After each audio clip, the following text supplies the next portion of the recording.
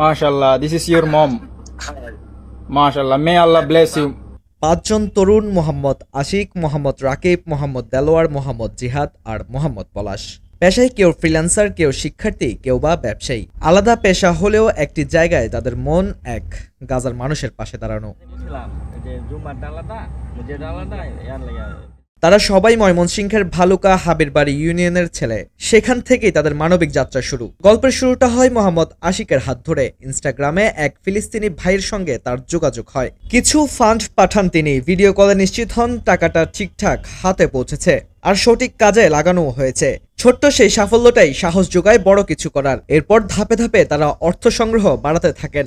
নিজেদের জমানো টাকা, পরিচিতদের সহায়তা আর স্থানীয় মানুষের অনুপ্রেরণায় তারা এখন পর্যন্ত মোট 1,43,000 টাকা পাঠিয়েছেন গাজার মানুষের সহায়তায়।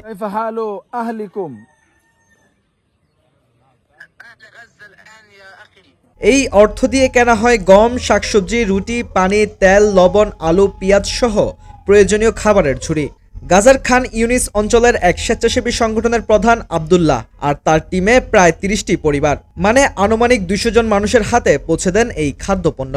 শুরুতে অনেকে বিশ্বাস করতে পারছিল না, কিন্তু গাজা থেকে যখন আব্দুল্লাহ আর ইব্রাহিম ভিডিও মেসেজ পাঠালেন, টাকা ও খাবারের প্রমাণ দেখালেন, তখন সবাই বিশ্বাস করতে শুরু করলো। আব্দুল্লাহ, ইব্রাহিম আর তাদের পরিবার ভিডিও বার্তায় ধন্যবাদ জানিয়েছেন। এমনকি আব্দুল্লাহ আশিকের ছবি দিয়ে ব্যানার বানিয়ে খাদ্য বিতরণ করেছেন। একবার ভিডিও কলে আব্দুল্লাহর মায়ের সঙ্গেও কথা বলেন Ashiq.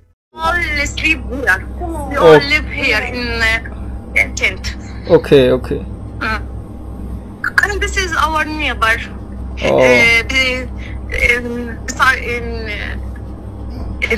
Near my tent. Our neighbors. Okay, okay. And this is the bathroom. Okay, no problem. May Allah protect you all. Inshallah, one day Gaza will be free. In Gaza we love planting.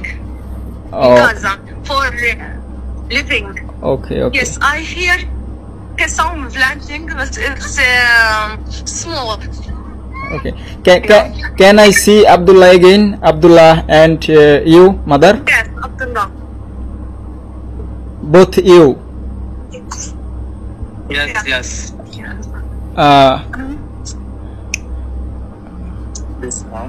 MashaAllah, this is your mom. MashaAllah, may Allah bless you. May Allah bless you. May Allah bless you. Yes. Inshallah, Allah will protect you, brother. My brother, Allah will protect you one day. সরকারি বা বেসরকারি সহায়তা পেলে আশিকের দল আরো সংগঠিতভাবে কাজ করতে পারবে।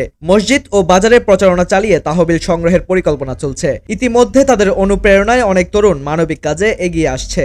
প্রবাসীদের সহায়তার আহ্বান জানিয়ে আশিক বলেন, তাদের সহযোগিতায় গাজার পরিবারগুলো অন্তত একবেলা পেট ভরে খেতে পারবে। এই উদ্যোগের পেছনে মূল প্রেরণা ছিল মানবিকতা।